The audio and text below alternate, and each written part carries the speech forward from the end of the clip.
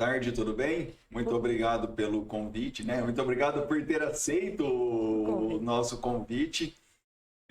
Pessoal, é um prazer estar aqui com a professora Elma, né? Foi minha professora aí há alguns anos, né? Durante a idade escolar. Elma, seja bem-vinda. Obrigada. Uma boa tarde. Eu que agradeço, Rafael. Olha, é um convite assim inesperado, inusitado, mas que me fez muito bem ao coração, porque durante toda a minha vida profissional, eu sempre critiquei que os lugares que falavam sobre educação, seja educação nacional, educação municipal, local, qualquer nível, sempre chama só os burocratas, né? Sim. Chama lá o cara da diretoria de ensino, chama o cara do Ministério da Educação, da Secretaria da Educação, mas o trabalhador da educação, de verdade, aquele que está ali com o seu filho, com a sua filha, na sala de aula, ele nunca é chamado, nunca é ouvido.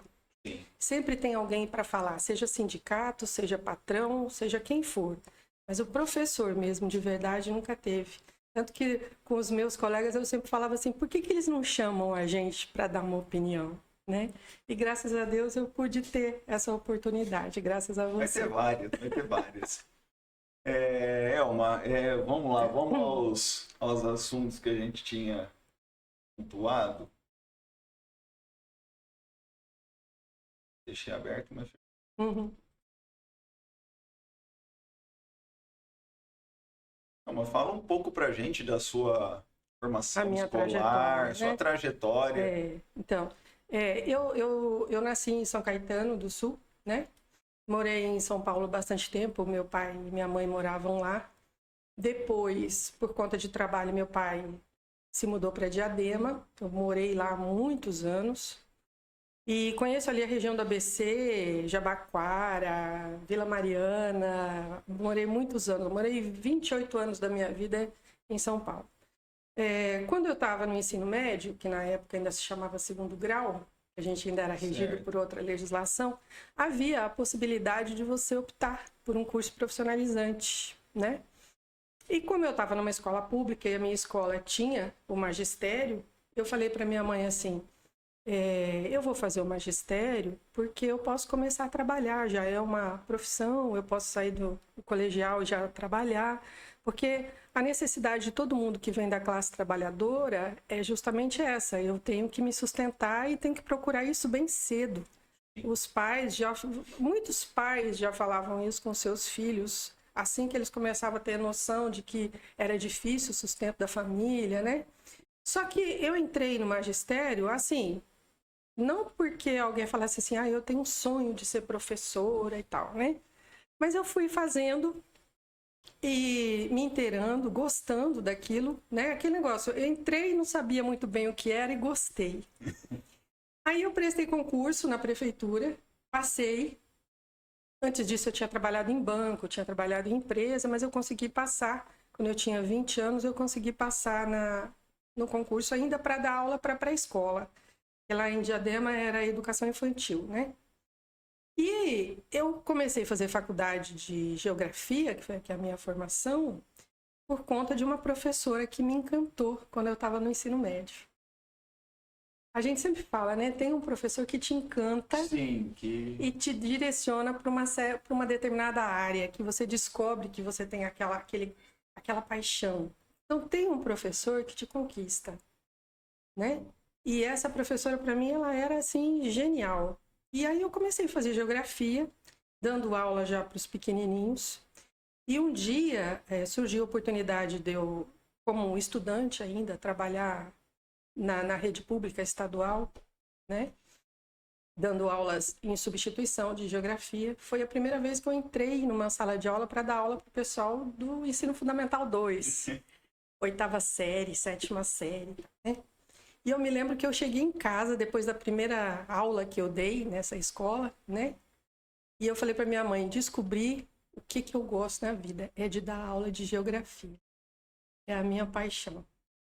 E isso foi me direcionando. Depois disso, eu me formei em geografia, acabei saindo da prefeitura dos pequenininhos, trabalhei 5 anos, entrei na prefeitura de São Paulo e passei também no concurso da rede estadual de ensino. Estava nas duas redes, né? Trabalhava numa escola em Santo Amaro, infelizmente tive que sair de lá por conta da violência. Em São Paulo, eu não sei como é que está agora, porque já faz um bom tempo que eu moro aqui. Mas em São Paulo, a gente não tinha segurança nenhuma nas escolas, né?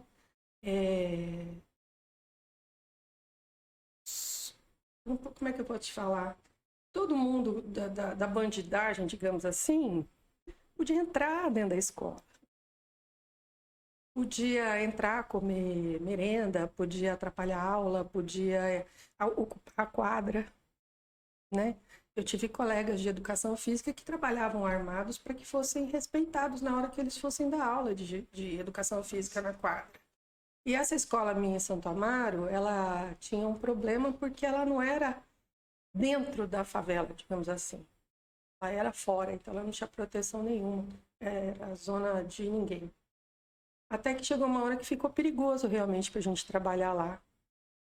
E eu resolvi me exonerar e tentar escola privada, escola pública. Foi o que eu mantive até quando eu me mudei para cá. Eu estava procurando casa para morar, me manter. Apartamento em São Paulo é muito caro, com salário de professor não dá, né? E aí um dia minha irmã falou assim, por que você não procura no interior? E aí eu comecei a procurar no interior, acabei achando aqui em Mirassol. E vim dar aula aqui. Depois disso, eu ainda fiz pedagogia, porque eu ainda acreditava que, de repente, eu pudesse trabalhar na administração, direção, coordenação. Eu já fui coordenadora de escola padrão, na época que tinha escola padrão, nos anos 90, ainda do governador Fleury, havia um projeto de escola padrão. Projeto muito bom do ponto de vista pedagógico, mas que não é assim, toda vez que se lança um programa em determinado governo, nunca tem continuidade, né? Troca de governo, o outro que vem não aproveita, simplesmente assim, não interessa o que foi que o meu antecessor fez, seja ele do mesmo partido ou não. Eu vou fazer agora outro. Não tem continuidade, né? Infelizmente. A gente não tem essa grandiosidade como teve, por exemplo, o Juscelino Kubitschek, que deu prosseguimento ao plano que o Getúlio havia feito. O plano de metas do Juscelino nada mais foi do que uma continuação do que o Getúlio vinha fazendo. Entendeu? Ele aprimorou, lógico, colocou as coisas dele e foi em diante. Mas, enfim, eu fui coordenadora. Aí aqui eu terminei a pedagogia, né, quando eu cheguei em Mirassol. Aí eu fiquei como vice-diretora um tempo, pouquíssimo tempo lá no Anísio. E aí eu consegui, mandei currículo e consegui trabalhar em algumas escolas particulares, aqui de Mirassol e de Rio Preto. Eu trabalhei no Curumim, lá o Objetivo, daqui de Mirassol. Trabalhei no SETA, no Colégio Coque, no Colégio Lamarck, no Ângulo, daqui de Mirassol também, né? E depois acabei ficando só na escola integral. Eu cansei de ficar andando para lá e para cá. E acabei me aposentando na rede pública e, por enquanto, estou só em casa. Mas a gente nunca deixa de ser professor, né? Não.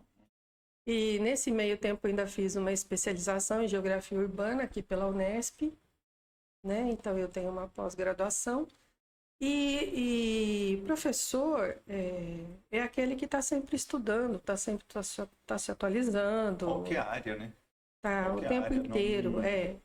Então, assim, a nossa formação ela é contínua. As pessoas às vezes demoram a entender isso. Às vezes eu encontrava alguns que falavam assim, não, já acabei de estudar. Eu falei, como que você acabou? Eu não acabei, né? Mas é bem isso mesmo. A formação ela passa assim por toda a graduação, pela pós-graduação, pelos estudos, pelos cursos que você acaba fazendo, que são decorrentes da profissão e tudo mais. Mas é isso. Aí eu cheguei nesse ponto hoje em dia. O ponto que está hoje.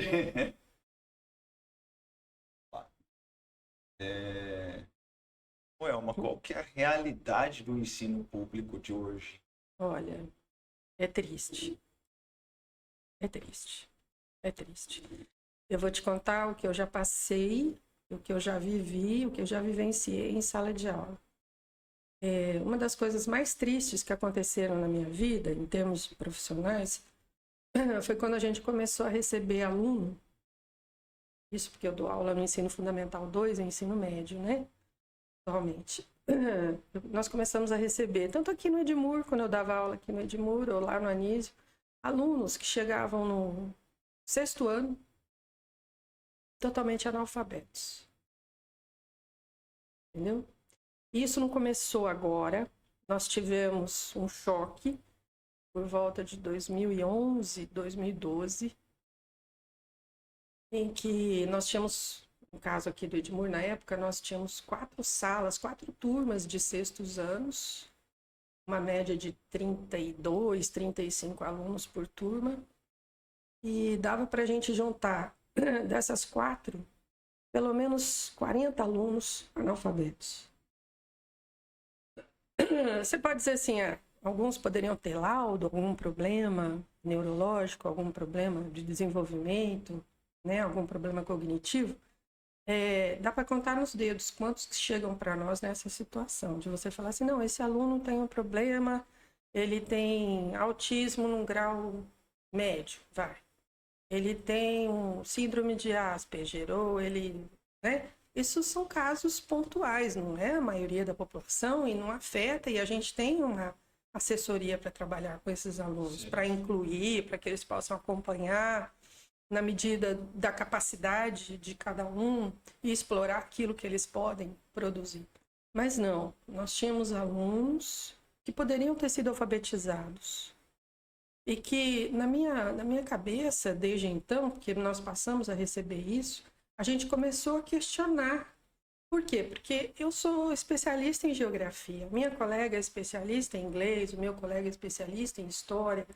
A gente não está preparado para parar tudo e começar a alfabetizar alguém que não teve alfabetização. Tinha alguns, Rafael, que sabiam somente desenhar o nome. Tinha outros que a gente recebia que eles eram copistas, tinham uma letra linda, maravilhosa, mas só copiavam. Então, eu chegava lá, bom, vamos lá, o que é um espaço? Onde você mora? E a pessoa não sabe, né? Como que eu faço? Pegar um livro didático, expandir uma imagem. E como é que eu vou trabalhar um mapa com uma criatura dessas? Ela não tem a linguagem formal, como é que ela vai ter a linguagem cartográfica, que é a minha função ali? Como é que eu vou alfabetizá-la cartograficamente para ela aprender a ler um gráfico, ler um mapa? Como é que ela vai fazer? Ela sintetizar tantas informações que tem numa imagem dessas, né? Nós começamos a questionar. Então, num primeiro momento, o que tem? É assim, de quem é a culpa, né?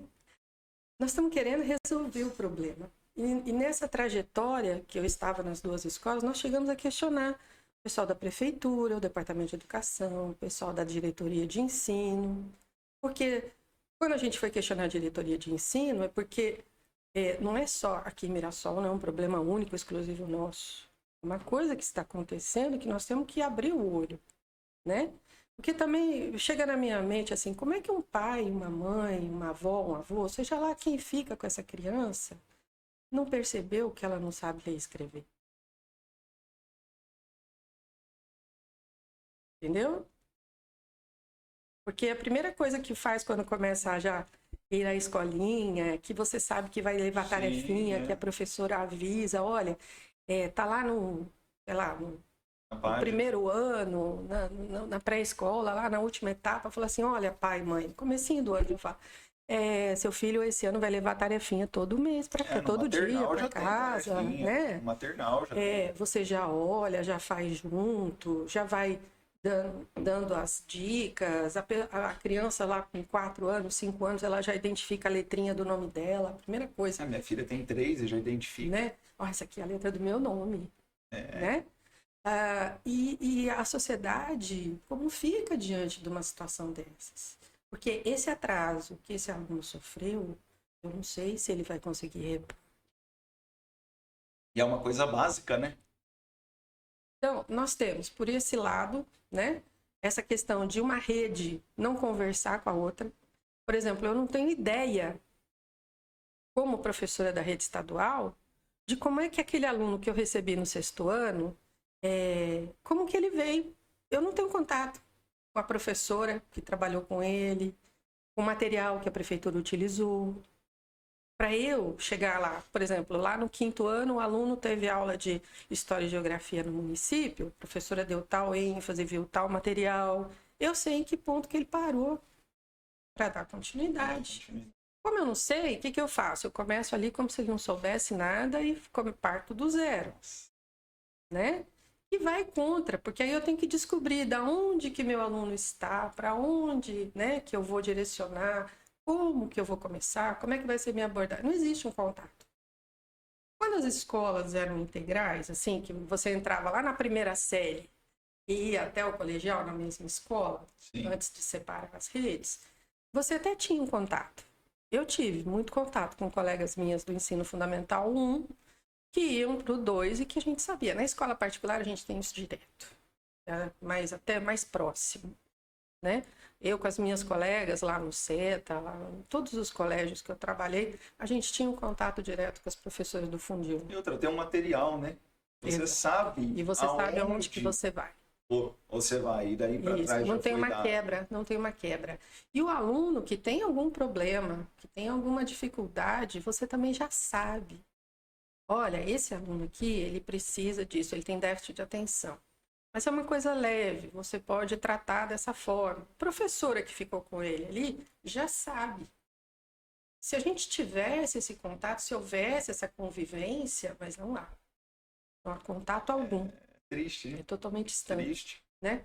E, além disso, nós temos um problema na rede pública, que eu sei que vai ter muita gente que vai me xingar por conta disso, por conta do... que é a questão das faltas. Professor em escola pública falta demais. Demais. O professor não é nem um aluno. Muitos alunos faltam bastante. Mas esse é um problema da nossa legislação, né? Mas professor, tem aquele negócio de ter falta abonada, ter licença-prêmio, ter isso, ter aquilo, ter aquilo outro. Isso prejudica de um tanto, você não imagina.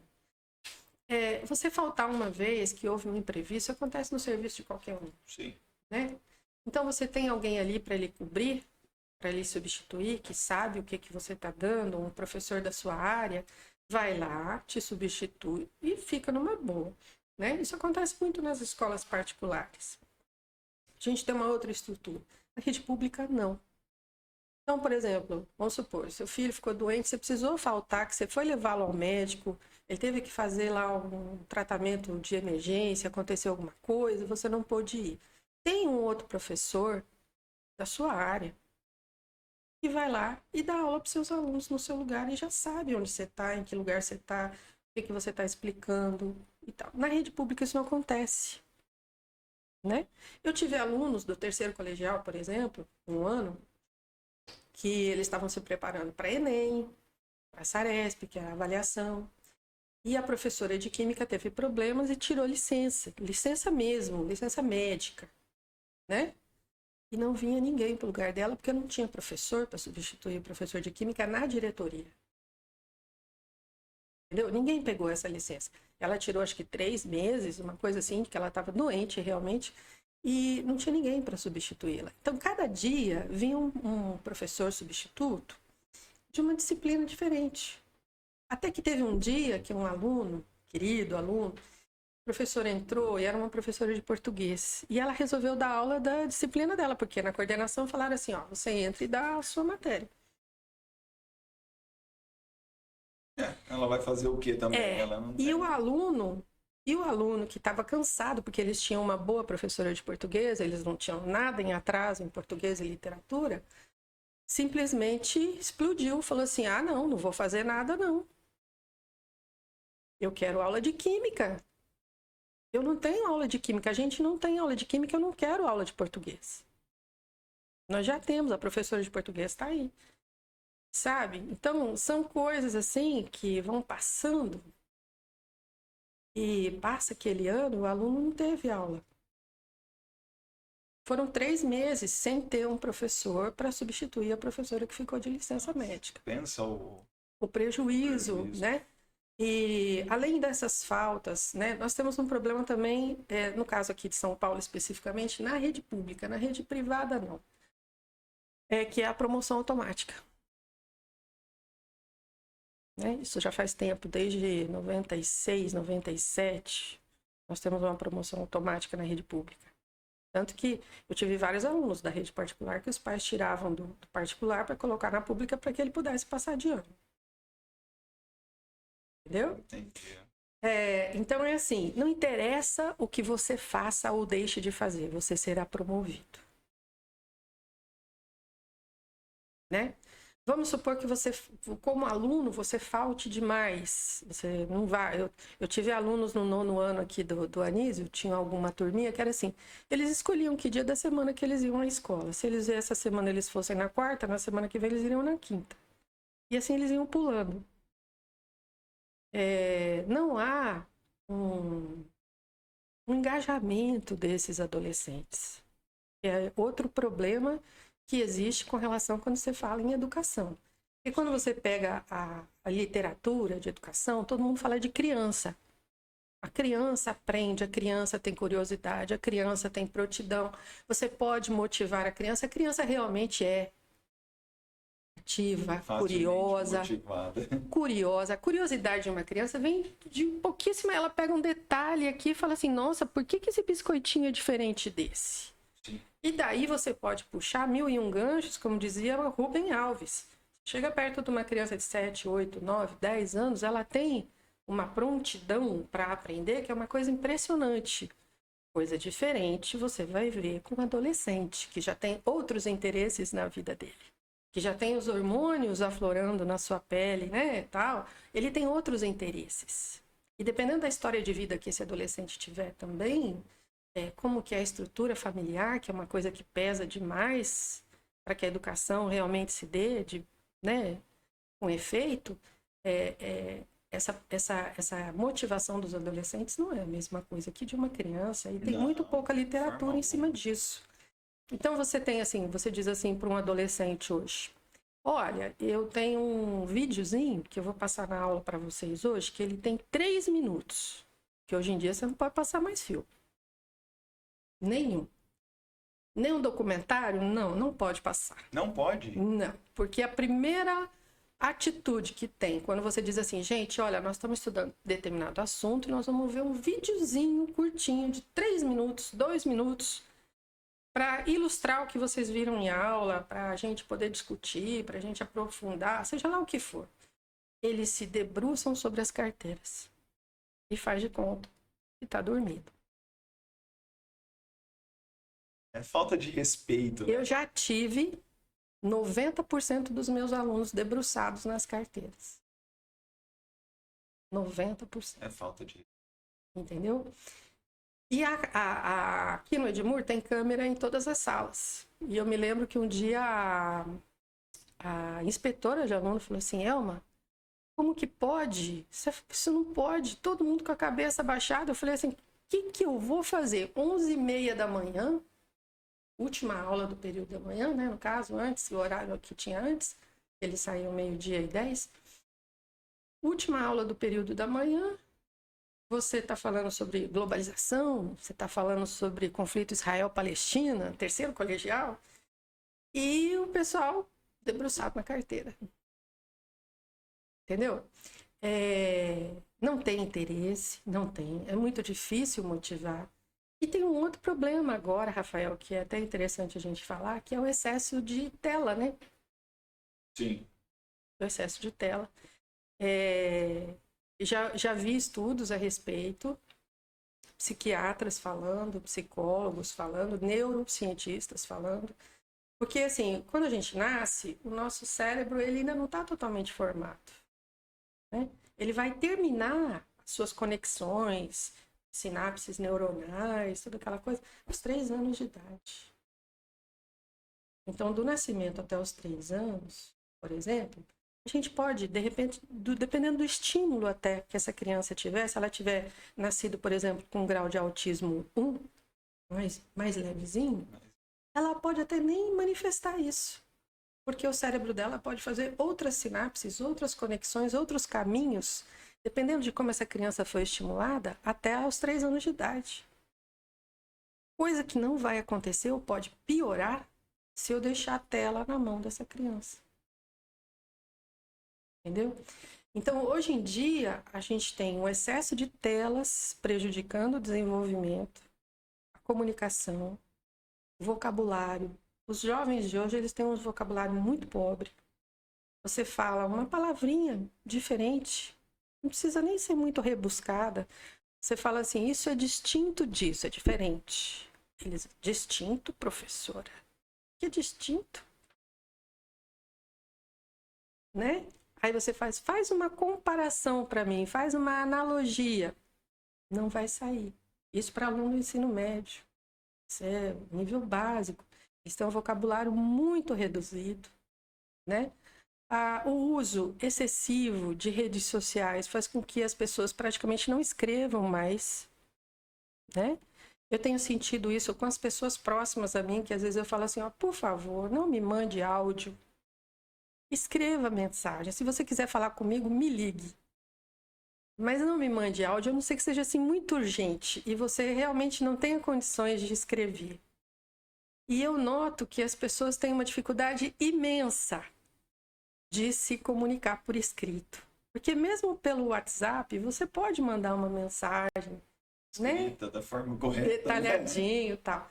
Mas não há. Então eu digo assim, ó, você pode ir escrevendo devagarzinho, que eu espero, não há problema, não tem pressa em digitar.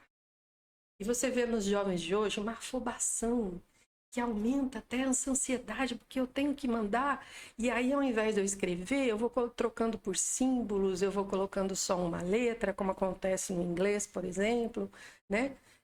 E vou reduzindo a um ponto que depois você fica assim, o que será que essa pessoa quis dizer? É o imediatismo, né? Então, a gente tem assim, tem muitos problemas com crianças. Eu tinha um aluno lá no CETA, que até eu conversei com a mãe uma vez, que eu fiquei muito preocupada. Ele estava no 5º, 6º ano, e eu estava explicando, a gente estava com um mapa na lousa, alguma coisa assim, acho que era astronomia, porque 5ª série começa com aquela coisinha bem básica ainda. E ele, embaixo da carteira, ele ficava como se ele estivesse fazendo o joguinho de videogame dele. Os comandos do joguinho do videogame dele. Como se ele estivesse ali no jogo. Então ele estava quietinho aqui, mas a mãozinha dele estava como se ele estivesse jogando. E eu percebi isso 1, 2, várias vezes. Aí eu cheguei para a irmã dele, que era minha aluna numa outra série, e falei assim, Mariana, e teu irmão? Ele joga muito videogame? Ela falou, ih, professora, não sai daquilo. Minha mãe tem que brigar para ele poder sair. Fica até a noite. Falei, então eu vou chamar a mãe para conversar aqui, porque o negócio, a cabeça dele, ele estava de corpo presente na sala de aula. A cabeça não estava. Né? Então, quando a gente expõe os nossos filhos, nossos sobrinhos, nossos netos, as crianças, nossos adolescentes, a um excesso de período de tempo em tela, você tem que ver como que o cérebro dele está funcionando naquele momento. Que estímulos eu estou dando? O que ele está aprendendo? É bom espairecer? É bom jogar? Vai. De repente você chega cansado e fala assim, poxa, eu preciso fazer outra coisa. Você pode jogar? Pode descansar, relaxar, fazer. Você pode jogar bola, você pode assistir um filme, mas não ficar 12 horas, 15 horas na frente de uma tela. Né? Existem pais hoje em dia que colocam um celular, um tablet na mão de uma criança porque ela vai ficar quieta. E eu não preciso me preocupar. Exatamente. Vai ficar quietinho, ninguém nem sabe que tem criança. E eu não. Mas aí é que tá. A partir do momento que a gente tem um filho, assim como os nossos alunos, é nossa obrigação, sabe? Depois que a gente não estiver aqui, eles estarão. E aí, como que isso vai ficar? A humanidade tem que continuar. Né? Então, a gente tem que estabelecer limites. O que pode e o que não pode. Se você chegar hoje lá no Vale do Silício, na Califórnia, os bambambam do Google, do de todas as empresas, do Snapchat, todas elas, o filho deles estuda em escolas que não têm telas. Estuda em escolas que tem jardim, que tem playground, que tem uma selvinha, uma floresta, que tem horta, que é para você mexer com a terra, que é para você conhecer os animais, que é para você andar, correr, se esconder. Coisa que a nossa geração, que viveu ainda um período que tinha computador e tinha as atividades normais, sim, a gente sabe o que era. Mas que nem a tua menina já nasce numa sociedade que não sabe o que é viver sem. Né? Realmente, E nós também vivemos com essa questão de a criança tem que ficar quietinha por uma série de motivos da nossa sociedade moderna. É aquele negócio, ninguém se responsabiliza pelo adolescente, pelo adulto, pela criança. Existem pais que chegam na escola querendo que a escola eduque seu filho. Aí nós vamos para outro assunto, né? A educação dentro de casa, para que ela possa ir para a escola e... Exato, exato. Então, é uma coisa assim, se a criança não respeita o pai nem a mãe, como é que ela vai respeitar o professor? Não vai. Não vai. Existem hoje um outro número muito grande de avós, vô e vó, cuidando dos netos. Sim. Cuidando mesmo, direto. Não é só ali ajudando. Não, olha, eu fico uma horinha com meu neto, porque... Não, é assim, é de segunda a segunda. Eu tenho alguns casos que eu conheço. De segunda a segunda, a avó, o avô responsável pelo neto. Inclusive, são eles que vão às reuniões de pais na escola. Só que avô e vó não é do mesmo jeito que eles eram como pais. É outro carinho, é outra forma de dedicação, é outra forma de amor, é diferente. Como a minha mãe diz, vovó pode tudo. Não, é diferente, é diferente. Eu tive muito pouco contato com a minha avó materna, mas eu vi, por exemplo, o contato da minha mãe, que era uma mãe muito severa, o jeito que ela era com os netos. Totalmente diferente. Totalmente. Né? E a minha filha uma vez fez birra na casa da minha mãe, eu fiquei assim, né, para chamar a atenção dela, minha mãe, deixa ela, sabe? Numa paciência que ela nunca teve com nenhum dos filhos. Nenhum. Então, é outra abordagem, é outro tipo de carinho. A avó é muito mais condescendente. Ela pode dar conselho, ela pode falar, ela pode conversar, mas a avó é doce. Não dá. Sabe?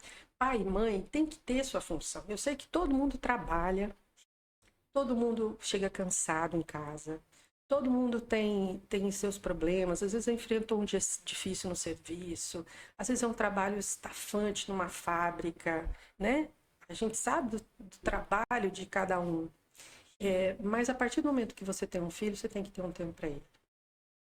Olha, Rafael, eu sei que a tua menina está com 3. Está com 3. Eu tive uma colega que ela tinha uma turminha de 5 anos, lá no Lauro Rocha. Isso há um bom tempo atrás. E ela estava a gente estava em setembro, e ela tinha um aluno que não conseguia aprender cor. E um dia ela chegou lá, falando para mim assim, o que eu faço para o fulano aprender amarelo? Não vai. Eu falei, quantos anos tem? Ela falou assim, quase 6. Eu falei, como? Como uma criança de quase 6 anos não sabe cor? Não é daltônico? Não. Aí ela falou, eu falei assim, mas a gente vai vestir, ainda falei para ela assim, a gente vai vestir as crianças e fala assim, filho, você quer esse tênis vermelho? Você quer aquela blusa cor-de-rosa? Você quer pôr esse chapéuzinho amarelo? A criança vai aprendendo no dia a dia com a gente. São coisas... Ali, automático. Na minha cabeça era automático, porque eu tinha feito isso com os meus filhos e eu tinha visto isso com os meus irmãos menores que eu. Mas aí ela falou assim, ela chama Solange, a professora. Ela falou assim, Elma, a mãe pega na creche. Fica o dia inteiro. Fica na escola de manhã e depois ficava no projeto, não sei se existe esse projeto ainda na prefeitura à tarde. Mas existem crianças que ficam integralmente na escola. A mãe deixa um pouco antes das 7 e vai pegar depois das 5:30. Quando chega em casa, faz a janta e vai dormir e no dia seguinte continua do mesmo jeito. Aí eu achei um absurdo, eu falei, mas não conversa? Eu falei assim, não conversa, não tem contato. E aí o papel das telas agora é pior ainda. Sabe? E aí foi pior ainda, Rafael, porque eu fui conversar com algumas colegas que trabalhavam em creches, dizendo que tem algumas crianças que elas têm que denunciar no conselho tutelar. Porque a mesma roupa que você entrega à criança da creche na sexta-feira à tarde é a mesma roupa que vem na segunda de manhã.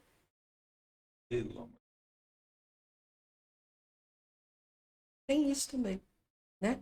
Então, até que ponto, né? Em que ponto chegou a nossa sociedade que você precisa ter alguém para fiscalizar se você manda seu filho para a escola ou não? Por isso que a escola tem que ser obrigatória, o ensino é obrigatório, se não for, vai preso. Você tem que ter o conselho tutelar vigiando o que faz, o que não faz. Sabe? E alguém vai ter que trabalhar com essas crianças ao ponto de chegar num ponto do governo passado, governo Dória, aqui no estado de São Paulo, da diretoria de ensino mandar pra gente assim, vocês têm que resolver. Não é a família que tem que resolver, não é a sociedade que tem que resolver, é a escola. Só que a escola não tem instrumentos para isso. Não, a escola tá ali para passar não conteúdo, para passar... Aí você tem um outro problema sério nas escolas públicas, droga. A droga está dentro. Existem vários alunos que já chegam na escola aos 12, 13 anos, já usuários, né? O problema sério, por exemplo, uma vez, eu não sei agora como que está o número, mas nós tivemos lá para 2012, 2013, a gente tinha mais ou menos 30% dos nossos alunos que um dos pais estava preso. Meu Deus. É um número muito alto. Muito. Entendeu? E essas crianças estão ali vivendo, né, essa realidade. Então, até que ponto você chega nessa sociedade, né? Eu mesma já andei aqui no centro de Mirassol e deparei com uma mulher na rua fumando um baseado. Na rua, 3 horas da tarde. E eu falei assim, gente, eu acho que eu estou em outro planeta. As pessoas estão achando que é normal, relativiza tudo. Qual o problema? Não é? Qual o problema se sou só eu, não estou prejudicando ninguém? Não tem aquela história? Eu não estou fazendo mal para ninguém. Não, não é bem assim. A relação não é essa. Sabe? A relação não é essa. Então, nós temos alunos usuários, nós temos alunos que a FEBEM coloca em liberdade provisória e coloca dentro da escola pública para conviver com todos os outros, sem nenhuma assistência a nós, professores. Porque a gente também não sabe como lidar com esse aluno que é reeducando. Sabe qual é o perigo dele, né? Também não. Tanto que nós temos vários professores no estado inteiro que já sofreram esse tipo de violência. De ter seu carro quebrado o vidro, de ter os pneus no chão, né? Alguma coisa assim, algum tipo de né? ameaça, mesmo que velada, sempre tem. Sempre tem. Triste, né? Periferia, as regiões periféricas das grandes cidades, são problemas com os quais nós temos que conviver, né? E que a gente tem que ter instrumentos para trabalhar com isso. Então, o seu filho está na escola e ele vai ter, no caso de uma escola pública, ele vai ter um universo de pessoas com os quais ele vai conviver, de diferentes formações, de diferentes ideologias, de diferentes, né, posturas. Então, dentro da escola, a gente tem que ter uma disciplina. A disciplina é fundamental. Fundamental. E disciplina não se discute, tem que ter disciplina. Existe um discurso já há bastante tempo, tem mais de 20 anos esse discurso, que eles falam assim, geralmente burocratas da educação chegam com essa conversinha. Olha, tudo modernizou, só a escola não se modernizou. Por isso que o aluno fica indisciplinado. Não é isso. Tem uma série de fatores pelos quais os alunos são indisciplinados. Tem a questão familiar, tem a questão, né, da estrutura psicológica dele, como é que ele foi formado, emocional. Tem toda uma gama de coisas. Tem a questão da formação do professor, que muito pouca gente fala hoje em dia. Então, eu me formei em geografia, eu concluí a minha graduação em 1990. Em 91 já comecei a trabalhar já como prestei concurso na Prefeitura de São Paulo e tal. Mas, hoje em dia, Rafael, os cursos de licenciatura, principalmente pedagogia, que vai pegar os pequenos, ou mesmo geografia, história, matemática em alguns, tal. Tem cursos de graduação para professor que eles são totalmente EAD, integral. O aluno não precisa aparecer na faculdade, não tem interação nenhuma com professor nenhum, com colega nenhum, com nada. É tudo EAD. Eu vou te falar uma coisa, eu já tive algumas aulas EAD, já fiz alguns cursos EAD, não é a mesma coisa. Não, claro. Não é a mesma. E eu só fui fazer curso EAD depois que eu já tinha a minha formação básica. Então, eu tenho uma formação básica e eu aprofundei. Aí eu fui no EAD e pesquei lá o que eu queria. Interagi com algumas pessoas nas salas lá de bate-papo, fiz algumas perguntas, mas porque eu já tenho uma formação. Agora, quem está se formando agora, a graduação de agora, eu não posso ter um professor inteirinho, a formação dele inteira por EAD, não posso. Porque ele não vai ter base. Ele vai chegar numa sala de aula e ele não vai saber agir. Professor com didática, professor realmente preocupado, professor que sabe, que tem criatividade, que consegue, só no olhar ali daquele aluno dele, saber se ele está aprendendo ou não. Isso é uma coisa que a gente vai pegando. E que os nossos professores nas faculdades dão muita, na aula ali. Eu tinha professor na minha graduação que falava assim, gente, o aluno, ele tem que entender que o mapa é uma visão aérea. Então, você pega uma maquete, põe no chão e faz ele desenhar, olhando de cima para baixo, para ele saber que quando ele estiver vendo o mapa é a mesma visão. Nunca tinha passado isso pela minha cabeça. Eu poderia ter visto isso, alguém dando um exemplo numa aulinha de EAD ou um texto de EAD, e ia passar batido, se o meu professor não tivesse chamado a atenção. Sabe? Então, são coisas, assim, disciplina na escola pública e em outras escolas é um problema seríssimo, porque se você não tiver disciplina, não vai fazer mais nada. Nada. E aí tem aqueles magos, né? Tem mago para tudo hoje em dia. A gente que pega uma varinha e fala, não, eu tenho uma solução. Pá. Ah, não, você faz um pacto com os alunos. Ah, não, você faz um contrato com o aluno. Escreve lá na lousa qual que é o contrato que você vai fazer. Quer queira, quer não, esse contrato ele só vai vigorar, mesmo que você faça. Gente, olha, é isso, isso, isso, isso, isso. Se ele perceber que você, professor, é realmente aquilo que você fala aqui. E hoje nós temos um problema muito grande, né? Se falar em... o professor do estado, do município, ele tá ali para dar aula porque ele gosta daquilo e se entrega, ou ele tá ali por causa do salário? Então, outra coisa. Esse é um problema. Esse é um problema. Infelizmente, não são todos, é lógico. Mas a maioria daqueles que não se dão bem em sala de aula, que não são bons professores, não são todos, veja bem, existem exceções. Todos esses que não se dão bem em sala de aula, eles tentam sair da sala de aula para virar coordenador, diretor, supervisor, entendeu? E querer depois bater palma para qualquer política governamental que apareça.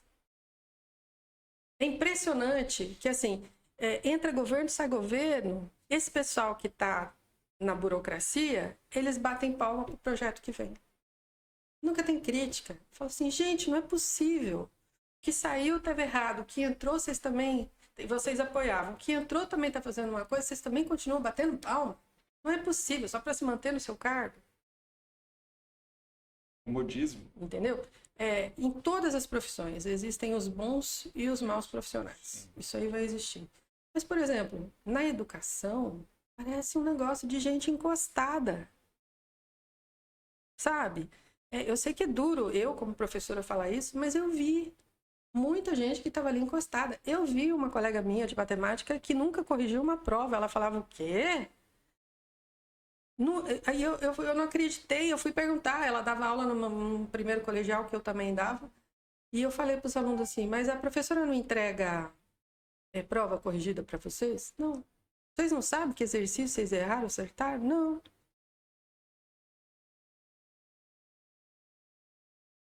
Né?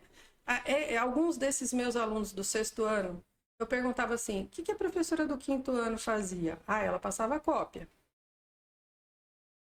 E depois terminava, a gente levava, ela avistava. E passava outra. E dava visto no caderno e dava nota no caderno. E eu falava assim, e a professora fica fazendo o quê? Ela falava assim, fica vendo revistinha da Avon, professora, o que aluno fala. Aluno é aluno em qualquer lugar. Pode ser da rede pública, pode ser da rede privada, não interessa. Você começa a conversar com eles, eles entregam tudo. Tá? Mas tem uma coisa que todo aluno respeita. O aluno indisciplinado, o aluno desorientado, o aluno sem família, de família desestruturada, todos eles respeitam. O professor que sabe o que está falando, que tem segurança no que ele fala. Sim. Isso aí, acabou. A turma fica quieta Fica e participa. Tem os rebeldes? Tem. Tem o pessoal que usa droga? Tem. O pessoal que usa droga, infelizmente, não é nem culpa deles. Eles simplesmente voltaram a atenção deles para outra coisa. Né? E aí o problema é mais sério, mais grave, e a gente realmente tem que lutar por essas criaturas de outra forma. Não sei ainda quais instrumentos que a sociedade vai ter, porque eu sempre fico muito preocupada, porque parece que nessa tecnologia aí dos entorpecentes o negócio fica cada vez pior, né? Cada dia surge uma coisa nova, né? Eu fiquei muito preocupada, que eu fiquei sabendo da morte daquele ator lá do Friends. Você ficou sabendo? Não. Um dos atores do Friends morreu semana passada. 54 anos. Jovem até. Mas ele a vida inteira ele fumou, bebeu, usou tudo que podia. Só que nos Estados Unidos tem um agravante. E lá eles têm os opioides, remédios à base de morfina e outros derivados. E são prescritos pelos médicos para qualquer dor que a pessoa tenha, né? Entendi. E aí, nessa brincadeira, muita gente está sofrendo com uma verdadeira epidemia de dependência de opioides nos Estados Unidos. Surgiu um medicamento, eu fiquei horrorizada, ele é 100 vezes mais forte do que a morfina, né? Só que o custo de produção dele é super baixo. Ele é fabricado na China, como tudo hoje, porque a China virou país fábrica, né? O mundo fez isso, a globalização fez isso. Né? Ninguém pode culpar a China por isso. Pelo contrário, eles também estão sofrendo lá. Mas, enfim, esse medicamento passou a ser contrabandeado, comprado e misturado aos outros entorpecentes. E eu fiquei horrorizada, Rafael, porque assim, 0,02 gramas. 0,02 gramas. É o suficiente para um anestesista te anestesiar com essa substância. Nossa. E ela está sendo misturada a todo tipo de entorpecente. Desde a maconha mais simples, até a cocaína e cápsula do vento, e K9 e outras por aí. Então, isso chegou já no Brasil, não, obviamente, foi detido uma carga, acho que no Espírito Santo, há um tempo atrás, que a Receita, a Polícia Federal conseguiram rastrear, mas a gente sabe que isso está sendo misturado pelos cartéis pelo mundo, aí, pelo México, Colômbia, Bolívia, Peru, sei lá, e outros lugares, Afeganistão, que tem bastante produção de papoula. Mas eles misturam na ideia de viciar mais? Não, acho que para dar mais volume, porque é mais barato. Tá. Né? Porque para você plantar coca e fazer todo aquele processamento, precisa da plantação, precisa do transporte, precisa do laboratório, precisa de uma coisa. Aí você pega esse medicamento, aí dá mais volume, dá um barato também, sei lá o que a pessoa vai sentir, ou qual a quantidade que se colocou, né? Até no Boa Noite Cinderela já foi detectada essa substância. Quer dizer, já estava misturado também, já né? Tava. Isso. Porque o custo é baixíssimo. O nome do medicamento lá nos Estados Unidos é fentanil. Fentanil. Tem até uma explicação do Drauzio Varela. Tem uma explicação do Drauzio Varela sobre isso. É triste, né? Agora você vê, se os nossos jovens estiverem à mercê desse tipo de coisa hoje em dia, fora as telas, fora as redes nas quais eles se infiltram, né? O ministro da Justiça falou que aquele jovem que fez o atentado na escola de Sapopema, em São Paulo, ele, na verdade, faz parte de uma rede de pessoas que ficam organizando esse tipo de ato. E ontem foi preso um rapaz, um homem, não sei, em Santa Catarina, que é da mesma rede desse rapaz que fez esse atentado em São Paulo, que ele estava montando um ataque lá em Santa Catarina. Ele tinha armas brancas e tinha todo o projeto para atacar uma creche em Santa Catarina. A troco do quê? Uma rede, pela internet. Eles conversavam pelo Discord. Não faz sentido nenhum isso. E outra coisa também que se fala a respeito, que eu ouvi muito durante o tempo que eu dava aula, que assim, falavam pra gente assim, que professor só precisava orientar, que o aluno ia sozinho. Sabe aquela coisa? Não, você só dá o direcionamento, ele vai sozinho, porque informação ele já tem. Então, e realmente a internet, ela te dá margem a ter acesso à informação? Você tem. Só que você tem acesso a todo tipo de informação. A boa e a ruim. Você precisa filtrar. Para que serve, o que serve, o que você vai usar, o que você não vai usar. E quem vai orientar? Quem é que vai direcionar? Quem é que vai fiscalizar isso? Quem é que vai orientar isso? Né? Eu tive um aluninho que era, assim, apaixonado por armas da Segunda Guerra, pelas batalhas. Ele já tinha lido, ele sabia nome de avião, ele sabia nome de tanque, ele era apaixonado por isso. Ficcionado, né? Mas jamais eu vi um aluno, por exemplo, com a suástica nazista, ou defendendo a guerra, ou que aquilo acontecesse. Não, ele achava legal as batalhas, igual o pessoalzinho vê em joguinho e não sei o quê, só que aquilo tinha acontecido de verdade. Precisava falar o que para ele? Falou assim, olha, isso aqui nessa guerra morreram mais de 50 milhões de pessoas. Esse avião, esse bombardeio, ele destruiu tais e tais cidades. Imagina destruir uma cidade, assim, morreram 60 mil pessoas, né? Até ele cair a ficha, de falar assim, não, é legal num jogo, na vida real, não. Entendeu? Mas isso a escola vai fazer. Com bons orientadores. Com essa estrutura. Com essa estrutura. Porque uma outra coisa, né? O que mudou de quando você começou a dar aula até a sua última turma que você entrou? Vamos falar assim, quais são as mudanças que você sentiu que te tocaram mais? Olha, o que mudou para o bem foi assim, que nós temos mais instrumentos, né? A gente tem uma diversidade maior, a gente tem um acesso maior aos livros, a gente tem um acesso maior à informação, a gente consegue montar atividades mais rápido, a gente tem mais ferramentas, isso é bom, né?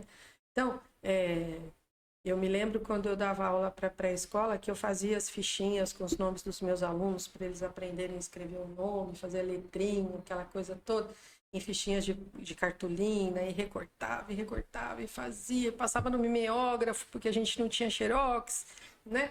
Isso melhorou muito. As ferramentas melhoraram muito. Nos deram maior facilidade. Agora você falar assim, entre a vassoura e o aspirador de pó. Nossa, é uma maravilha. Redondinho, então você não precisa nem abaixar. Aquele que você põe, que ele vai sozinho. É uma benção. Então, as ferramentas, elas são excelentes, elas melhoraram bastante. Então, hoje nós temos apostilas, os livros didáticos selecionados pelo MEC, eles são excelentes. Os que estão sendo usados pelo Estado? Eles são excelentes. Eles não têm o que falar dos livros didáticos. Eles são excelentes. Excelentes. Muitas vezes é difícil até, porque quando vem para a gente fazer escolha, a gente tem que fazer duas opções, nós professores, né? A gente faz duas opções. E às vezes é difícil Eles mandam os livros para a gente analisar e eles são excelentes. Não são ruins, os livros não são. O material do governo, sim. As apostilinhas, aquilo ali é tenebroso. Perda de dinheiro, jogado fora. Agora nem imprimir mais eles estão botando outra tela para os alunos verem, que eu acho abominável, porque é só letra, letra, letra. Você já imaginou você ficar na escola das 7 da manhã, às 2 da tarde ou até às 4, igual a Anísio, com uma tela e cada professor que entra projeta um negócio na tela? E tem que dar aquilo, sabe? Não muda, sabe? Não é isso. O aluno, Rafael, ele aprende na convivência, na interação. Ali a gente tem um estralo. Tem gente que aprende mais rápido ouvindo, tem outras que precisam ver, tem outras que precisam escrever, tem outras que precisam falar, tem outras que precisam usar tudo isso para poder aprender, mas é sempre isso. Eu posso dar aula embaixo de uma árvore, com todo mundo sentadinho no chão, e dependendo do que eu for falar, eles vão aprender. Não é porque eu tenho um computador, porque eu tenho uma luz estroboscópica, não. Eles vão aprender. É só eu ter o meu objetivo certinho ali. O que eu quero que os meus alunos aprendam hoje? Isso. Então, o que eu vou fazer? Quais são as estratégias? Que caminhos eu vou utilizar? Sabe? Isso é o básico da educação. Basta isso. Né? Não precisa nada mais. Então, hoje em dia, falta isso. Falta isso. A gente tem, assim, o professor desestimulado, porque se o aluno fizer ou não fizer, ele está no ano seguinte, e o aluno fica desestimulado.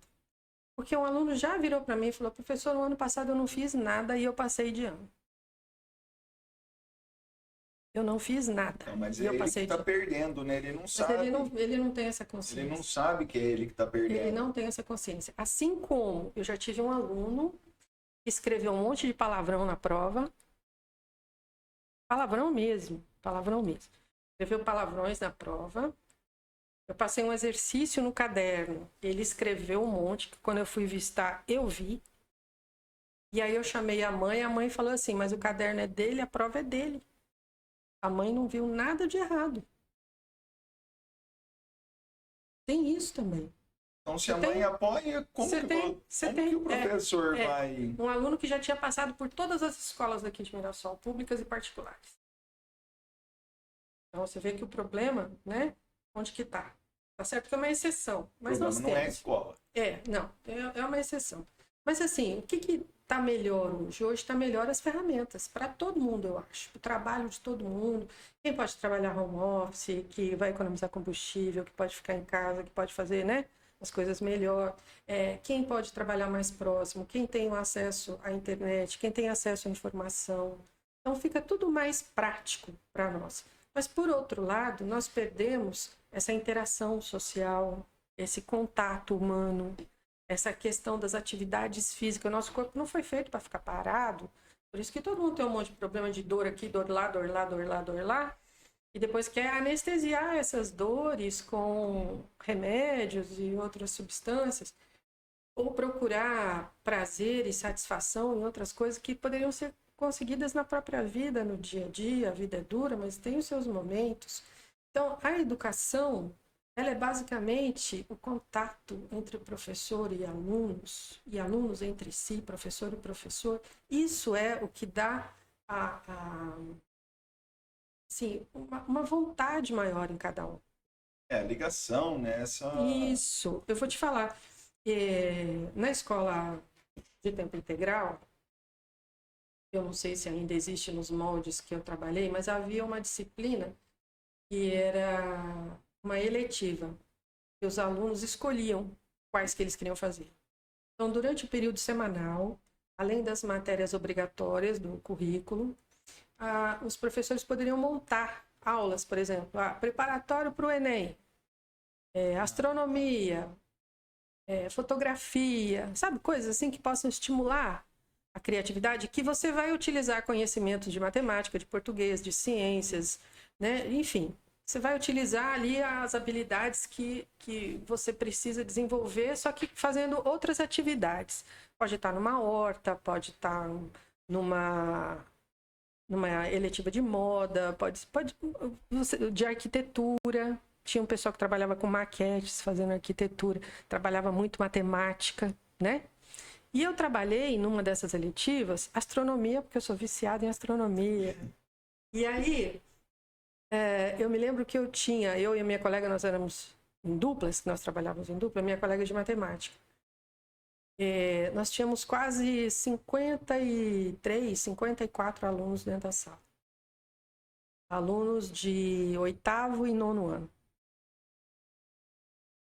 E, Rafael, quando eu fui falar como que chegou lá na terceira lei de Newton, como que eu fui falar lá do que era uma elipse, que é o movimento dos planetas ao redor do Sol e tal, a órbita, a trajetória, eu não tinha um aluno conversando.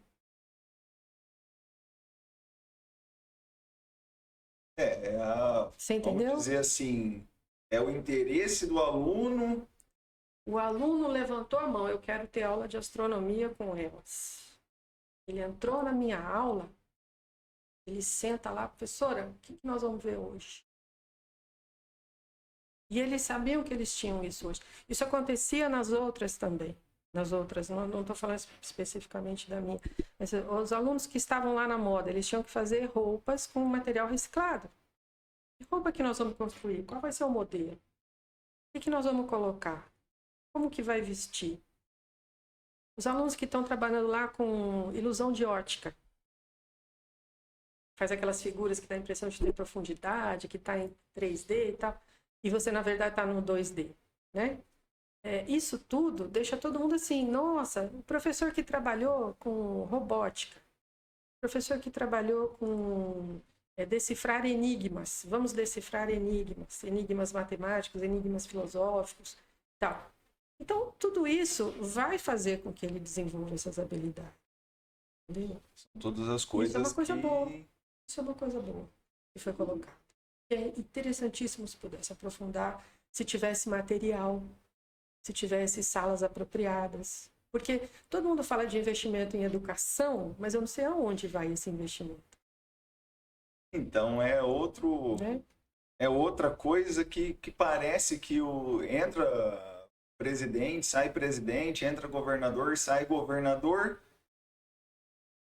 E parece que eles não querem investir na educação porque não é algo que vai aparecer agora, vai aparecer daqui 10 anos, daqui 20 anos. Longo prazo. É o mesmo problema, fugindo um pouquinho, mas é análogo ao problema que teve em São Paulo por conta da falta de energia. Não sei se você está por dentro da polêmica. Deu uma ventania, São Paulo é uma cidade enorme. É lógico que não foi na cidade inteira. Um bairro ou outro deu um vento um pouquinho mais forte. Na região do aeroporto deu um vento mais forte, na região do Grajaú, que é a zona sul, deu um pouquinho mais forte. Mas, por exemplo, lá na zona leste não deu. Lá não deu. Aí a empresa que fornece energia colocou a culpa no vento. Tá faltando energia até hoje, o negócio foi na sexta, e hoje é terça, ainda tem mais de 500 mil moradias sem energia. Não, o problema foi o vento. Tá. Aí vem o prefeito da cidade e diz assim, vamos tirar os fios que são aéreos e vamos colocá-lo no subsolo e criar uma taxa para a população pagar. Aí vem o governador e fala que a culpa é das árvores. Não, o problema é que nós temos muitas árvores na cidade. O que é isso? O problema é que a empresa, que é privada, que foi privatizada, que distribui energia para a maior cidade do país, no estado mais rico do país, não se programou para os eventos climáticos numa época de mudanças climáticas. Sim. Né? É para uma prefeitura que não fez poda de árvore, que não fez fiscalização, que é árvore que tem que ser retirada, que tem que ser podada, que não pode ficar, qual o tamanho, qual... E da companhia elétrica também, que tem também o dever de tirar essas árvores. A companhia, eles fazem poda direto. Deveria, mas não fez.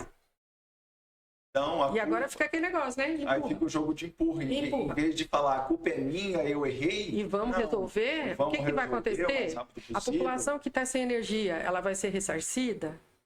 Quem teve prejuízo do comércio vai receber? O trabalhador que perdeu lá seu alimento da geladeira, que vai fazer falta, vai receber um desconto na conta de luz por tantos meses? Vai fazer alguma coisa? Porque se eu ou você deixar de pagar energia, corta na hora. Corta. Mas se a gente fica 5 dias sem energia, quem vai ressarcir? Quem vai ressarcir? Mesmo? Então, na educação é a mesma coisa. Fala-se demais em educação. Na hora na hora que vai colocar realmente em prática, não tem. Então, quer dizer, eu preciso de um controle de qualidade muito grande com relação a quem vai trabalhar com a educação. Não pode ser qualquer um. Os concursos, eles não podem ser rasos. Não, eu escutei falar que chamaram pessoas para concurso que não tinham passado. Exato. Pessoas que não haviam passado foram convocadas. Teve gente que tirou 0 numa provinha que foi dada na diretoria de ensino e mesmo assim pegou. Eu já tive gente que me substituiu quando eu tirei licença gestante e a pessoa não sabia fazer continha básica de fuso horário. Meu Deus. Você entendeu? Então, eu já tive colegas, eu já vi colegas que não conseguiam dar aula sem antes ver a resposta que vinha. Porque tem alguns livros ainda que vem no manual, no que é do professor, vem as respostas. Eu acho um absurdo. Quem tem que saber a resposta sou eu. Mas eu tenho colegas, não só da minha área, de outros também, que só faziam se tivesse o livro ali com as respostas. Entendeu? Então, o nível é muito baixo. As faculdades que formam professor são as piores, de pior qualidade. Tá? Ninguém quer ser professor porque o salário é baixo. Você tem que estudar a vida inteira. Você tem que estudar igual estuda um juiz. Mesma coisa. Tá? Tem o mesmo nível. Eu fiz 2 faculdades, fiz pós-graduação e não ganho a mesma coisa que um juiz. Mas você tem que ver qual é o que é a sua vocação. Se eu entro numa sala de aula, é hoje. Eu já entrei de graça. Porque aquilo é tão gratificante que o pagamento para mim é saber que quem ouviu minha aula entendeu. Conseguiu, extraiu alguma coisa, né? É igual o pedreiro que conseguiu levantar uma parede. Ele trabalhou o dia inteiro, a parede está erguida, ele se sente bem porque ele ergueu a parede, o trabalho dele fluiu. Se eu dei aula e o meu aluno, quem estivesse me escutando, entendeu o que eu estava explicando, para mim isso é a parede erguida. Eu consegui. Entendeu? Óbvio, a gente precisa de salário para se sustentar, para manter a família, para pagar as contas, tudo. Precisa, todo mundo precisa, vai ter os perrengues da vida, né? Mas assim, na educação, tem que ser bem remunerado? Tem, já foi bem remunerado, não sei quando. Porque quando eu comecei a dar aula já não era. Eu escuto pessoas, senhorinhas aí de 70 e tantos anos falando que é aposentada com 10 mil. Nossa, minha aposentadoria é 10 mil no mês de professora. Aí você fala, nossa... Isso daí pegou uma coisa boa. Que legal, né? Vamos de... Aí ela falando ainda que ela deu aula, ela se aposentou, ela continuou dando aula. Ela falou, eu parei de dar aula quando eu realmente não estava aguentando mais. Exato. Mas é amor à profissão, é tudo... É outra coisa, é uma dedicação que você tem que ter, né? A remuneração do professor é uma coisa séria? É. Mas é uma coisa, é um círculo vicioso. Eu formo piores profissionais e eu pago o pior salário. A formação do professor é terrível. Eu sei que está se falando muito dos profissionais da área de segurança, que precisam de outros treinamentos, de outras formações, e realmente concordo que realmente tem que ser. Eu gostaria que a polícia aqui no Brasil, por exemplo, fosse igual a dos Estados Unidos, que a gente vê nos filmes, que as pessoas ligam para a delegacia e falam assim, olha, minha mãe está em casa sozinha, dá para você ver se ela está bem? E o policial passa na porta, bate, a senhora está bem? A gente não tem isso aqui. Não, aqui... Não tem. Aqui, se você chamar a polícia para falar qualquer coisa, eles vão falar assim, entra no site e faz um boletim de ocorrência online, resumindo. Não é uma coisa acolhedora, sabe? Não. Nem para cidades menores, de você chegar e falar para o pessoal que faz o policiamento ostensivo, que está lá na viatura, e fala assim, fulaninha mora ali, tá, a casa, a luz está acesa, ela foi viajar, as pessoas sabem, né? Mesmo em cidades maiores, como Nova York, a pessoa tem a capacidade de chegar e falar para um policial na rua e falar assim, olha, eu estou perdido, aconteceu aqui, lá, e existe essa predisposição. Isso falando dos Estados Unidos, imagina a Europa, Japão, é uma coisa muito mais, né? Aqui a gente não tem. No caso de professor, a gente precisa realmente do professor, aquele professor que havia antigamente. Eu peguei alguns, principalmente professoras alfabetizadoras, que hoje em dia é super difícil de você achar. Existe um monte de teórico de alfabetização, mas enfim, a criança aprende do jeito que aprende, é no dia a dia, é na interação, é na atividade prática, de acordo com a sua idade, com o seu nível de desenvolvimento, né? Mas parece que leva-se tudo isso ao Deus dará. Nesse ponto, você fica assim, quem tem um pouquinho, tipo, uma condição financeira um pouquinho melhor, vai para a rede particular, vai para a rede privada. Sim. Por quê? Porque na rede privada você vai ter uma assistência enorme, desde do inspetor de alunos, que o inspetor participa. O inspetor de alunos numa rede particular, ele é ali, parceiro dos professores, do diretor, do coordenador, está ali, todo mundo é a mesma equipe. Numa escola pública não tem mais isso. Né? Então o pessoal da secretaria sabe que aluno está em qual sala, não sei o quê. Não. Eu cheguei numa escola, Rafael, uma vez, a falar assim, olha, por favor, quando vocês recebem um aluno de transferência, né? Às vezes o pai ou a mãe vem conversar com o diretor ou coordenador para saber o nível do aluno, em que classe que vai colocar, conversa com a gente, professor. Onde vocês acham? O coordenador podia chegar, chegou um aluno de tal escola, ele é assim, assim, assado, ele veio não sei da onde, os pais têm isso, aquilo, outro. Que sala que vocês acham que é melhor colocar? Não, nunca fomos consultados. Aí, de repente, você entrava na sala e tinha lá uma sala super boa com um moleque que brigou com todo mundo no primeiro dia que chegou. Aí você fala assim, meu Deus, por que colocaram aquela criatura ali dentro? Tem que ter colocado na CEI, não na... Entendeu? Coisas básicas. Básicas, bem básicas. E a educação é isso. Não, obrigada. A educação é isso. Você selecionar melhor os profissionais que vão trabalhar lá, você ter a infraestrutura, né? Então, as salas de aula na nossa região, por exemplo, elas têm que ter ar-condicionado. Não tem negócio. Não tem negócio. Porque um aluno, 40 alunos, 30 alunos dentro de uma sala sem ar-condicionado, no calor que a gente tem aqui à tarde, com água quente no bebedouro, porque todo mundo vai beber água.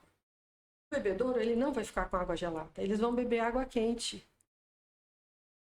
Na escola pública eles vão acabar... Eles enchem a barriga de água, ficam com dor no abdômen, mas continuam ali cansados, estafados e não vão ter condição de prestar atenção em nada. Mesmo que não estejam sentados. A crítica que a gente vê de muita gente que é teórico aí da educação, fala assim, o aluno fica sentado, passivo, não sei o quê. Não, o aluno fica passivo na frente da tela de um computador. Isso sim, ele é passivo. Ele fica ali com um prêmiozinho de curtida, de ganhar vida, de passar um nível de jogo que aumenta lá as endorfinas dele, né? As emoções, os prêmios que são ganhos, né? Para você se sentir bem. Não, isso é passividade. Na frente de uma tela você é passivo. Na sala de aula você nunca é passivo. Porque o professor ele sempre vai te pedir para fazer alguma coisa. E tem outra coisa também que é muito importante, que o pessoal da escola particular sempre fala isso, embora na escola pública não se fale. Aula dada, aula estudada. Não tem jeito. Você teve alguma coisa na sala de aula hoje, não interessa se você aprendeu que isso é um círculo. Não interessa. Você vai ter que chegar em casa e fazer uma atividade que você entenda que é um círculo. É um quadrado. Sabe? Então, na escola particular, isso é regra. Por quê? Porque numa escola particular, o objetivo, o foco, não é nem o professor nem o aluno, é a aula. A aula que é importante. Aquela aula é importante de ser dada, ela tem que ser dada, né? Na rede pública, eles colocam muito assim, o foco é o aluno. Coitadinho do aluno, ele não pode, ele não veio. Então, vamos passar a mão na cabeça dele, pô, empurra. Menos um problema pra gente. Empurra. Passa ele e deixa a vida resolver. É assim, eu já ouvi isso, né? Na rede privada, não. Por isso que muitas pessoas fazem das tripas coração, viram para seus filhos e falam assim, olha, papai e mamãe estão aqui se esforçando para pagar uma escola para você ter uma boa educação. Sim. Entendeu? E sabem que estão fazendo isso. Sim. Infelizmente, acontece isso porque a rede pública ela é relegada a segundo plano. Existem excelentes professores na rede pública, existem, assim como existem excelentes na rede privada. Mas a seleção da rede pública não é tão grande quanto a da privada. A privada ela é menor, né? Existe a cobrança dos pais.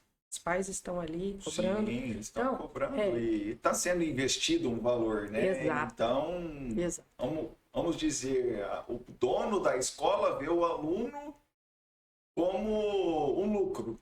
Então, ele não quer perder aquele aluno. Então, ele faz... não querendo perder aquele aluno, ele se sente pressionado a ter cada vez mais qualidade, cada vez mais...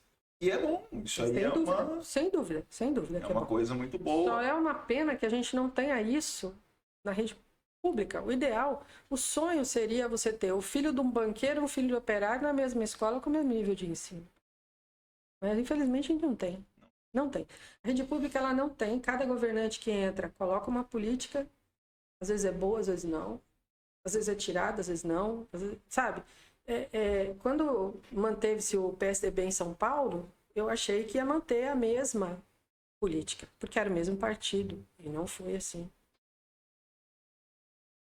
É o ego do... Sabe? Saiu o Alckmin, veio o Serra tirou o que o Alckmin tinha feito.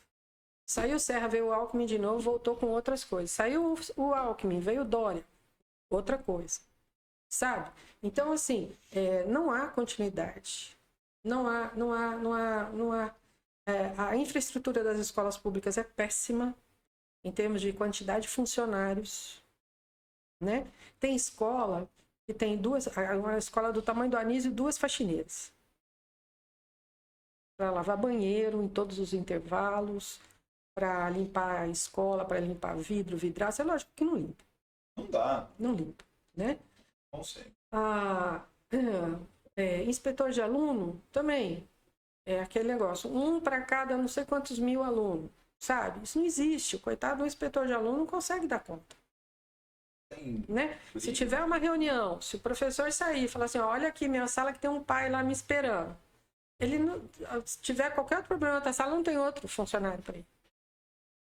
São coisinhas assim do dia a dia, né? Coisas que precisavam mudar, né? Exato. Respeito. É aquilo, né, Rafael? Infelizmente, se relativiza tudo hoje em dia, né? Existem pais que acham que tem que ser amigo do filho, não é? Você pode ser amigável com ele, tratá-lo com respeito, tratá-lo com carinho, com amor, com dedicação. Mas você é pai. Amigo, não. Você primeiro é pai, você primeiro é mãe, né? E existe uma série de... você já deve ter visto isso. Você tem filhos que mandam nos pais. Sim. Mandam. Sim. Eu já vi uma menina mandar a mãe calar a boca na minha frente. Eu fiquei assim, ó. Eu, a diretora, ela, a mãe, ela mandou a mãe calar a boca.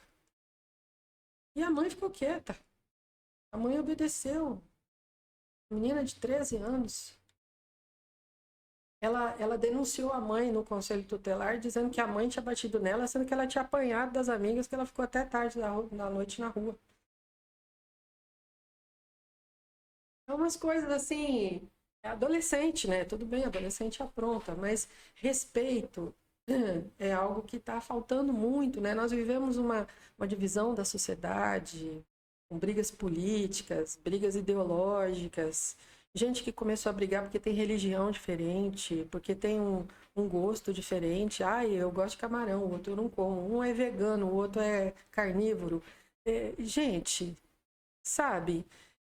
A pessoa não come carne, eu respeito, tudo bem, você não quer comer carne, você que sabe o que você faz na sua vida. O outro gosta de um churrasquinho, ai, vamos lá no churrasquinho e tal. Mas não, acho que o advento da internet, das redes sociais, fez com que as pessoas colocassem para fora todas aquelas coisas que elas, de repente, às vezes não comentavam só com alguém muito próximo, e que começou a ser público. E aí você espalhou o ódio para tudo quanto é lugar. E, de repente, as pessoas não se respeitam. Nós tivemos uma orientação para as eleições do ano passado que eu nunca tinha visto. Eu sempre trabalhei nas eleições, que era para a gente tomar cuidado, para a gente tratar bem, para não deixar tomar ninguém falar nada. Não toque no assunto. Siga as regras. Fale somente, sabe? Tipo, fale com o motorista somente o necessário. E as pessoas começaram a se afastar de quem é diferente. Então, você pensa diferente de mim, então eu não falo mais com você. Que coisa é essa? Respeito, né? A pessoa tem uma orientação sexual, a pessoa é estrangeira, a pessoa é imigrante, a pessoa tem um posicionamento político, a pessoa tem uma outra formação religiosa. Então não falo com ela? Não. Gente, pelo amor de Deus. Eu ouvi até uma frase ridícula uma vez, um cara falando assim, direitos humanos para os humanos. Eu falei, gente,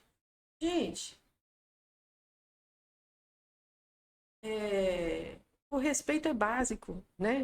Infelizmente, nós ainda vivemos num mundo em que não existe esse respeito de você respeitar o outro pelo que o outro é. Simplesmente por isso, ele não tem que ser igual a mim, né? Por isso que a gente está vendo guerra hoje, uma guerra atroz. Eu não consigo mais ver as imagens, não consigo. Sabe, toda vez que você abre o antigo Twitter, agora que virou X lá, o X do Elon Musk, você só vê a imagem daquilo, lá não tem filtro igual o YouTube, igual o Face, vai tudo. Eu não consigo mais ver imagem de guerra lá. Você vê as pessoas, sim, num desespero tão grande que... Eu falo, não tem ninguém no mundo que possa parar uma coisa daquelas.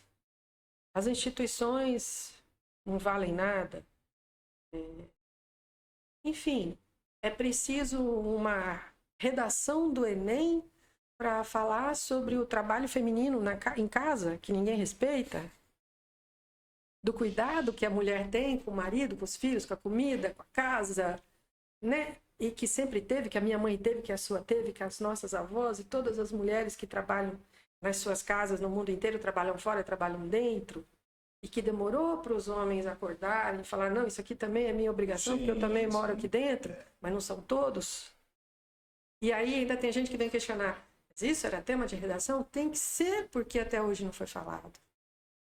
Foi menosprezado, como se não fosse trabalho. E né? É um trabalho que ninguém vê, né? Então, e que ninguém quer fazer. Eu quebrei meu pé, fiquei 2 meses sem poder botar o pé no chão e descobri que os 3 adultos que eu tenho em casa não faziam o meu trabalho. 3, hein? Reclamavam de fazer. É isso. Ser professor. O que alguém que está estudando e tem essa vontade de ser professor, o que ela tem que ir sabendo? Olha, Rafael, ser professor é a melhor coisa do mundo. Eu nunca fui tão feliz na minha vida como nas minhas aulas. Eu tenho algumas aulas ainda na memória, alguns alunos na memória, tanto que muitos ex-alunos são amigos hoje em dia. Fico muito feliz em vê-los. E é engraçado que ainda me chamam de professora muitas vezes, sim, apesar de eu não ser mais.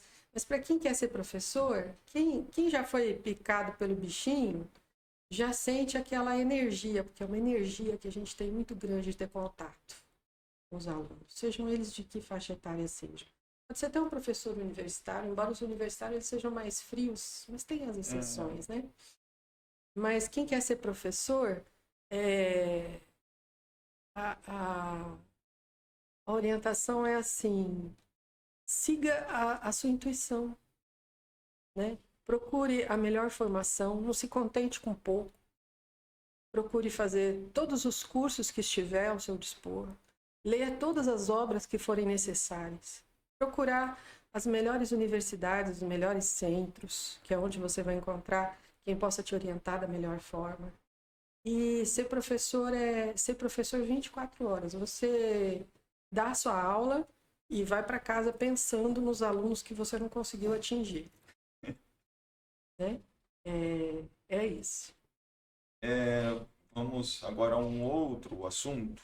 Ok.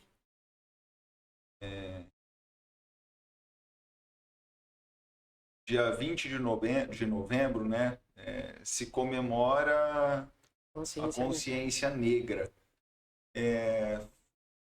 Com toda a sua bagagem que você tem aí, fala um pouco pra gente sobre isso, porque o que é consciência Então, negra, o porquê desse feriado, o porquê da...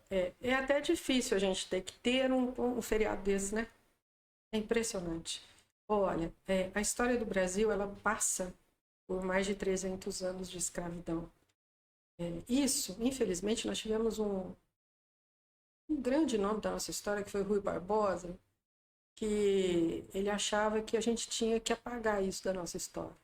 Era tão feia a história da escravidão no Brasil que ela tinha que ser apagada. E tudo tinha que ser jogado fora e aí a gente tinha que começar do zero. Só que, infelizmente, não pode ser assim. Isso foi um erro que foi cometido lá atrás e que a gente tenta resgatar hoje através da história dos sobreviventes, dos remanescentes dos quilombos, de tudo que foi feito na nossa sociedade. Nós tivemos muitas políticas, e não só no Brasil, no mundo inteiro. Nós tivemos uma sociedade segregacionista. Você vai pegar um cientista no começo do século XX, ele vai dividir as pessoas por raça, de acordo com o tamanho da testa, com a distância dos olhos, com o maxilar. Fazia-se toda uma avaliação morfológica para dizer se a pessoa era de tal raça, de tal raça, de tal raça, e dizer se era mais ou menos inteligente, se era mais ou menos capaz. Os europeus se achavam superiores tanto aos indígenas quanto aos negros. Ficaram investigando 200 anos para ver se os indígenas tinham alma ou não, se podiam ser considerados seres humanos ou não. A gente pode até perdoar, digamos assim, as sociedades antigas pela falta de conhecimento, pela falta, né, de estrutura. Mas hoje em dia a gente não pode mais fazer isso. Não deveria haver. A verdade é, não deveria haver, não deveria nem existir tal data. Nós deveríamos ter a consciência dentro de nós. Assim como a gente não deveria nem ter as leis no papel, elas deveriam estar dentro de nós. Eu sei o que posso fazer em sociedade, o que é que não posso. Mas, infelizmente, nós precisamos de um papel, de um setor judiciário, de uma polícia para vigiar quem faz errado, para prender, para punir, para multar. Então, eu sei que se eu dirigir sem o cinto de segurança, eu corro o risco de me acidentar e ficar muito ferido, ou então até morrer. Mas eu só uso o cinto se a polícia olhar. Eu só uso o cinto se o Estado multar.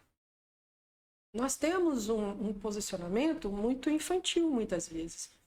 Então, a nossa sociedade, ela sempre foi tida como uma sociedade acolhedora, o Brasil.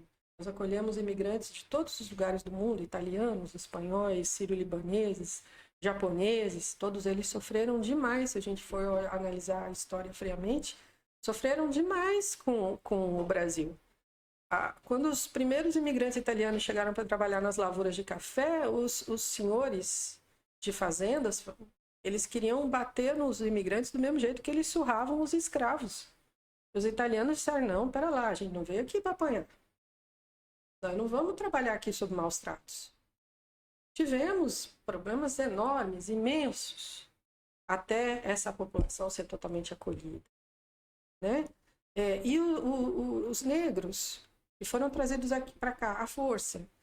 E houve uma miscigenação forçada de brancos com negros, porque a maioria das mulheres foi estuprada nas senzalas e coisas do gênero.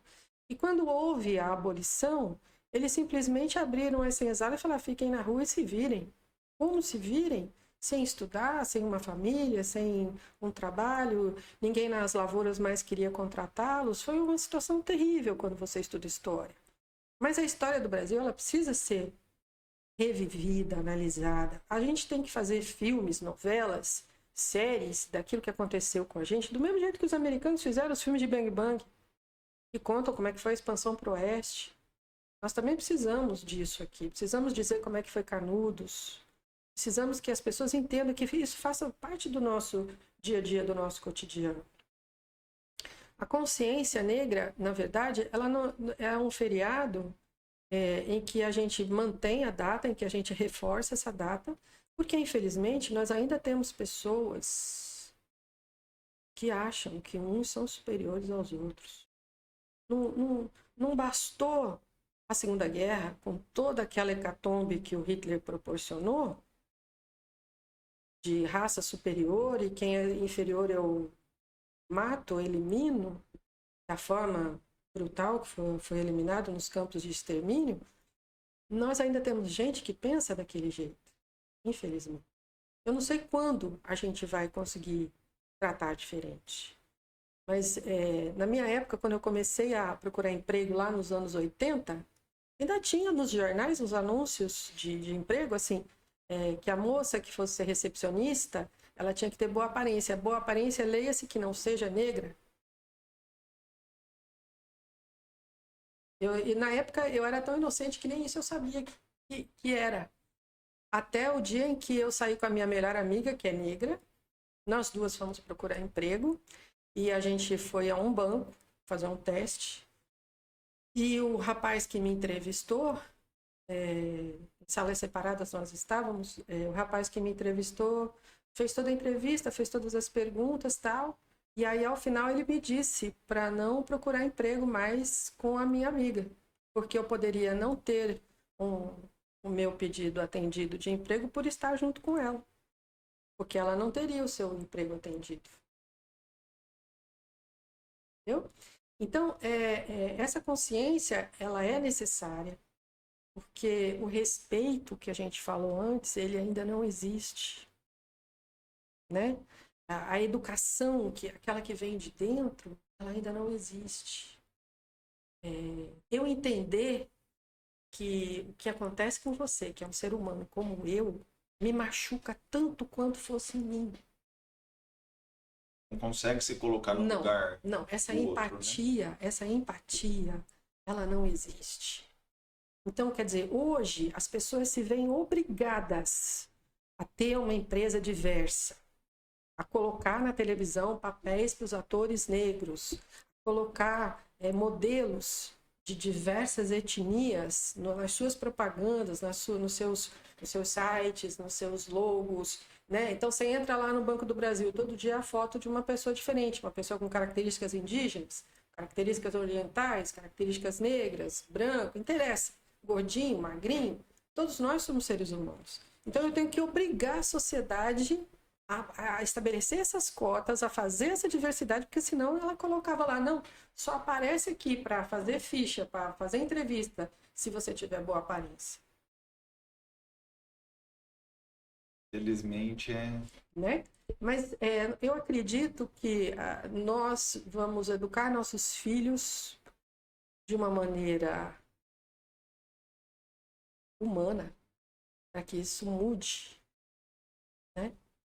Mas quem tem, vamos dizer que quem é racista não vai querer educar o filho.